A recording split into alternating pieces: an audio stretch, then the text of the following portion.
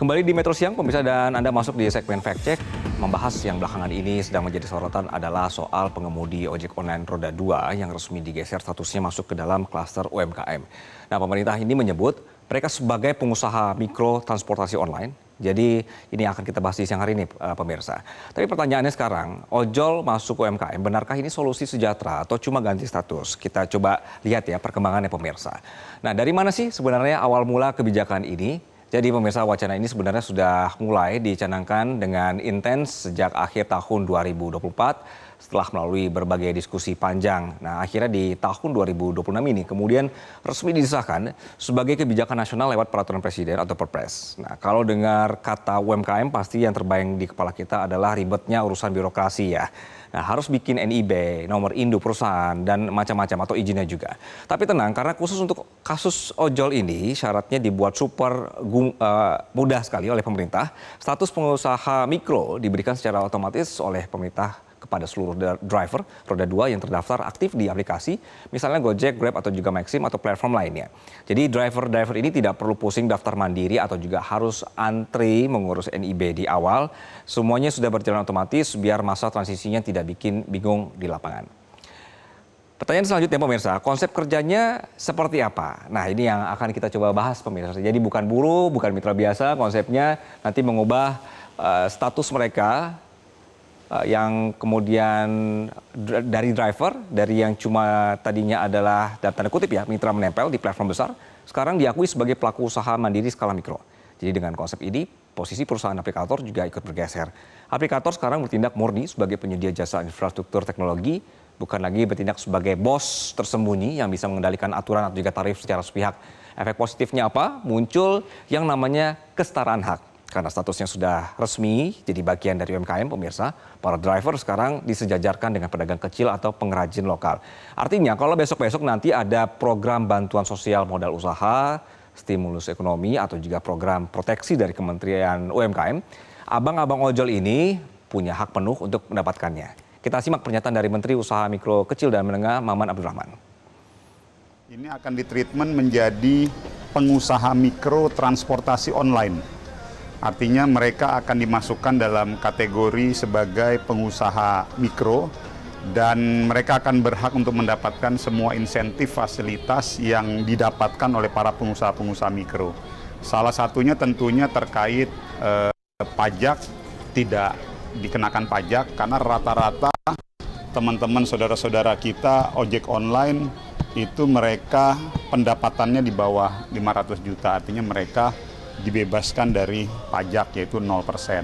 Dan yang kedua juga nanti kami dari pemerintah akan menyiapkan beberapa paket-paket stimulus untuk pemberdayaan. Dalam apa maksudnya pemberdayaan? Artinya kita juga berharap mereka-mereka tidak hanya terus menjadi berusaha di ojek online, tetapi harapan kita juga mereka bisa berkembang di usaha-usaha yang lain.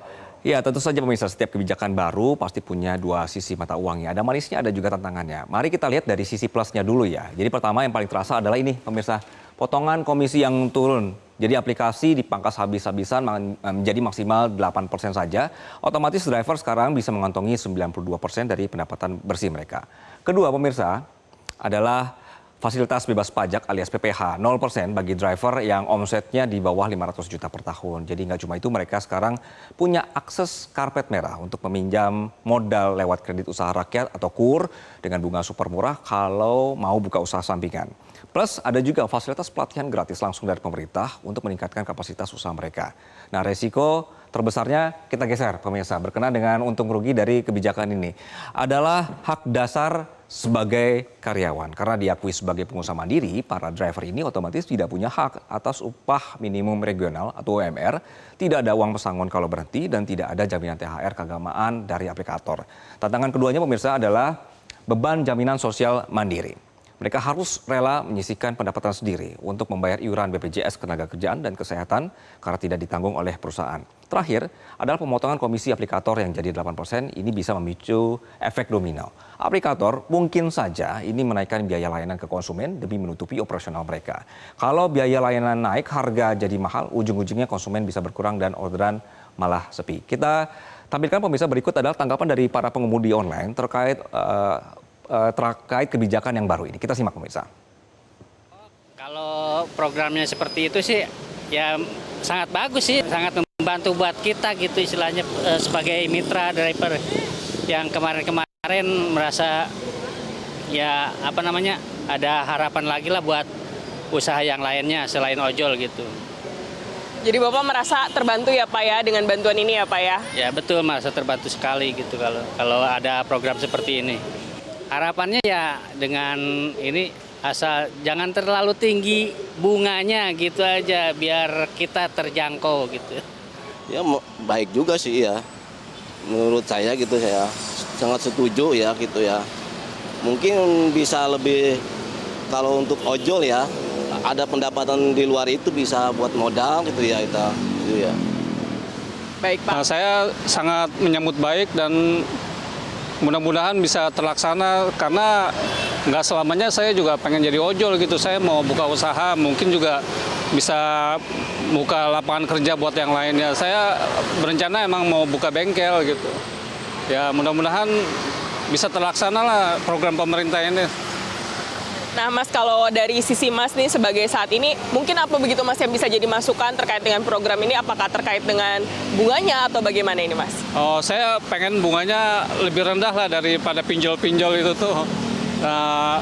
Biar kita ngangsurnya juga mudah kan gitu. Sangat setuju sekali ya kalau kenyataannya ini realisasinya benar seperti yang dibilang pemerintah. Tapi kalau nanti saat pelaksanaannya bunganya membebani driver ojol pun itu kita akan berpikir ulang. Kalau bunganya besar untuk apa sebenarnya? Kalau bisa tidak ada bunganya itu saya sangat setuju sekali. Dan mungkin teman-teman ojol lain pun akan seperti saya mungkin akan menerima pinjaman UMKM ini.